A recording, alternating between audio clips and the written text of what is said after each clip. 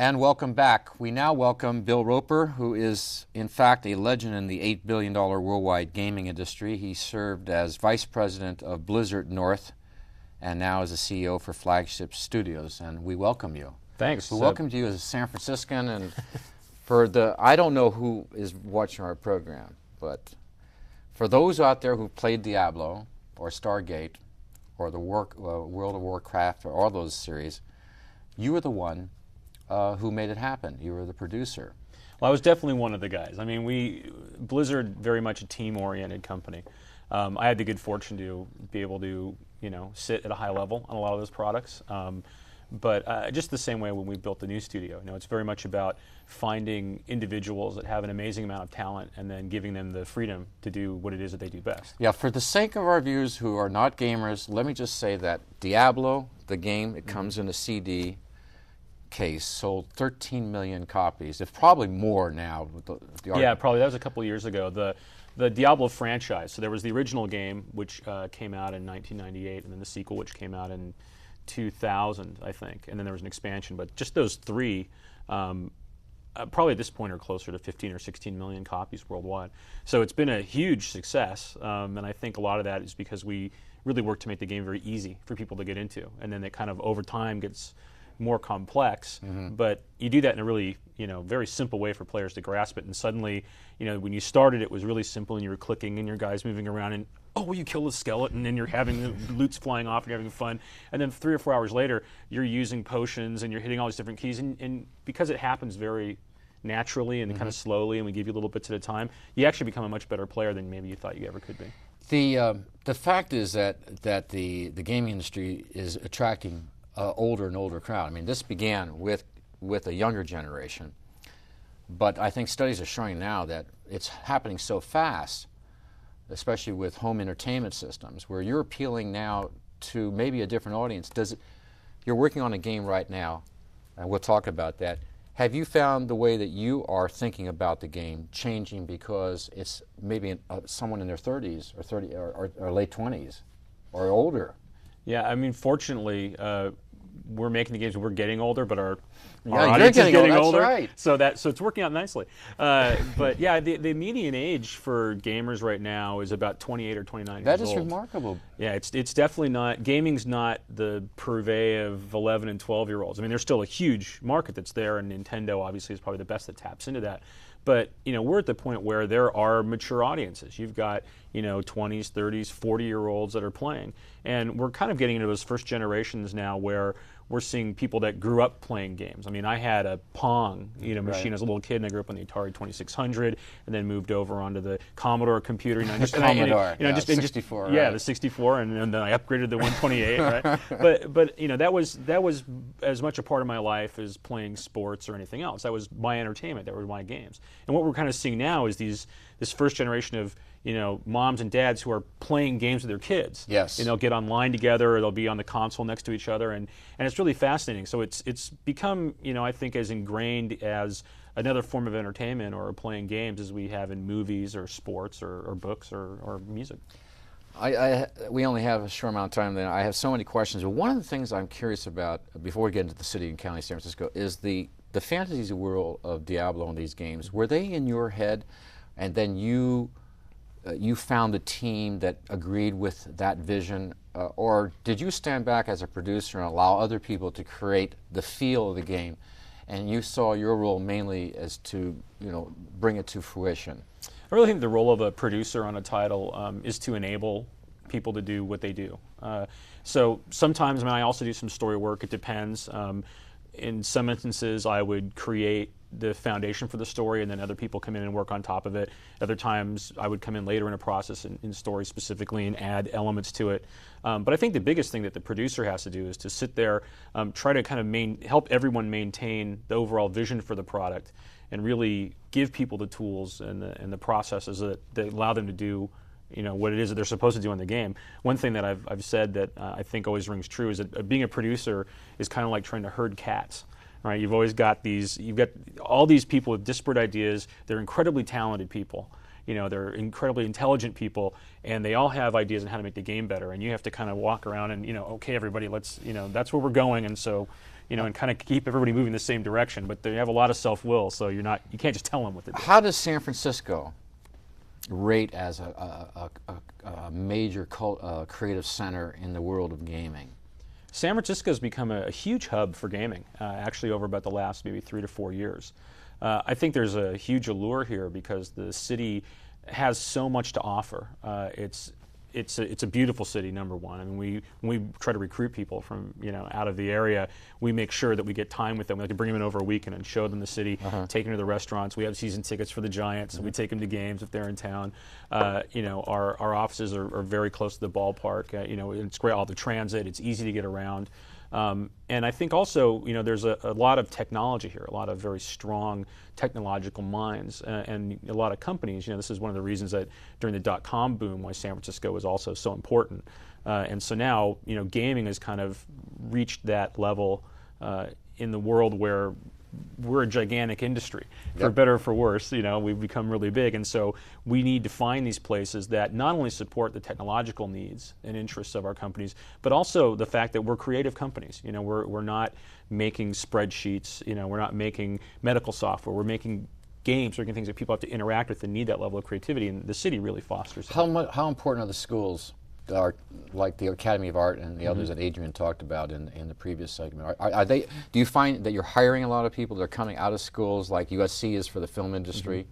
Yeah, actually, schools are still very early for the gaming industry.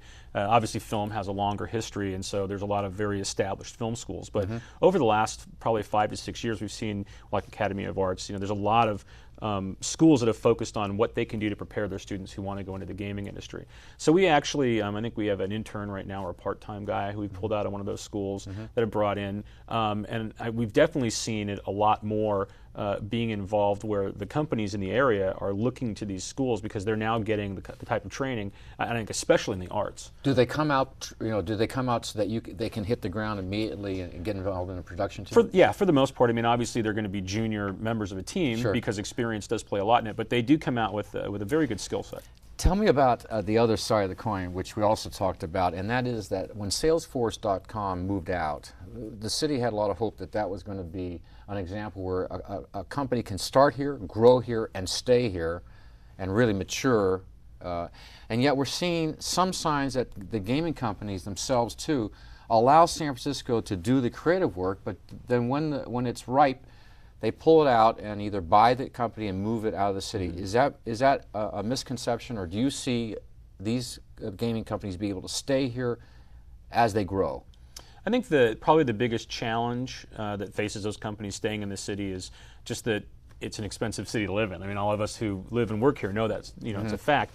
I mean, obviously, I think that there's a lot that you get out of that as well, and there is an allure, especially when your company gets to be a certain size. Then say, can we move someplace where we reduce our overhead, where our dollar goes further for our employees, whether that's in a different state, a different country. Canada is attracting people, but I think that there is a lot of ways for companies to stay here. I mean, certainly, we have a lot of San Francisco natives and people who live here in the city or live in the peninsula, and we love commuting up here, and we want to stay in the city. I mean, there's an energy here that I don't think you get in other places. So it is a decision that companies have to make. Do they want to stay in that place that has been such a great crucible for them and their companies, and then even when they get to a certain size say, yeah, we want to stay here and keep maintaining that, or do they look at it more of a, kind of on the bottom line spreadsheet? And it's a difficult balance, but I think that San Francisco has a lot that it has to offer, and I'm hoping that companies stay here because we sure like having them here. Now, it's very little time, but looking ahead into the gaming industry, which will affect our city,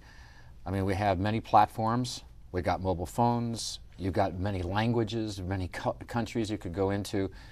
What do you see coming up ahead in terms of, are there going to be major breakthroughs, or are the categories of gaming pretty much set? Is the graphics, for the most part, pretty set? Or do you think there can be breakthroughs, real solid, unusual changes in the gaming industry, out of San Francisco especially? Yeah, I think there are. I mean, we're seeing a lot of things coming out of the city. Specifically, there's a company here called 3 Rings, which has done a game called Puzzle Pirates, and right now is in a game called Bang Howdy. And they've really viewed using Java-based applications on the internet, so gaming that's really designed to be able to be played through your web browser. Very simple to learn, very easy, a very different economic model. They don't sell it on the shelves. It's free, and then you kind of buy little pieces of content. They actually run out of one of the guys' houses still to this day, and they're on their second game, and they've had a lot of success. And they're going for a very alternative model. They're going for more of a casual game space.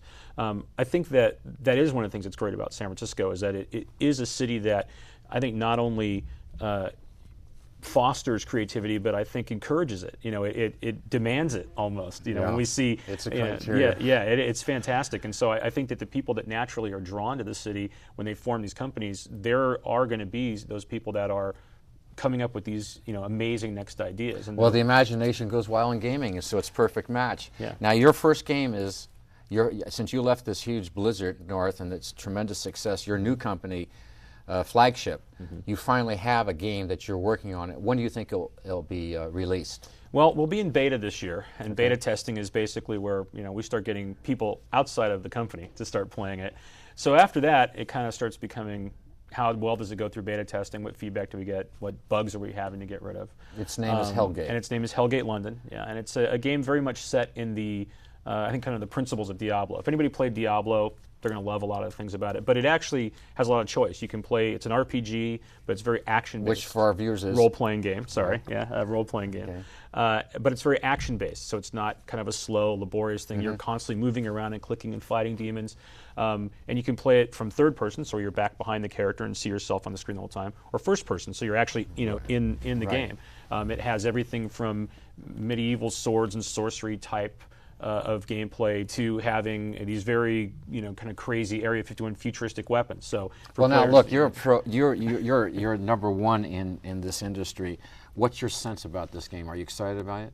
Yeah, I really am. It's you play it? We play it all the time. We actually have mandatory gameplay days every other Friday, where we basically make sure everybody plays, but people are playing anyway. And I think that's always the best sign, when the people that work on it every day, then when work's over, want to play it. Yeah. And then and you're getting good reaction from people enjoying the game. Yeah. Yeah, we really are. And you also have a backer, I think it's Japanese or a Korean firm, Namco? Yeah, we actually have two publishers that we work with. One is Namco, which are actually located just down Santa Clara, San Jose. I always forget. They were in San Jose and they moved. I played Ace Fighter or one of those games. Yeah, and they handle the U.S. and Europe and Japan. And then the rest of Asia is handled by Handbit, which is our Korean distributor. And we've worked with them for years and years and years. They handle the Diablo games, StarCraft games. In other words, they do the actual distribution? Right. They're the guys that are out there making the game, putting it in boxes, getting it on shelves, you know, sales, marketing, all those types of things. Well, so they're the other component to getting it So done. what date do you think it will be out? Oh, we're not speculating that All far. Right. Well, you know, I'm glad that you're at least telling us the title. You weren't even telling people the title or what the game was about. Yeah, and I not for a while, but yeah, we've definitely unveiled at least that part of it. I hope the gamers out there appreciate that Bill Roper was with us today. I appreciate that you came by, and I'd like to have you come back and tell us more what's going on in the industry as it develops. And thank you for joining us. We'll see you next time. For program schedules, post-production notes, and free streaming video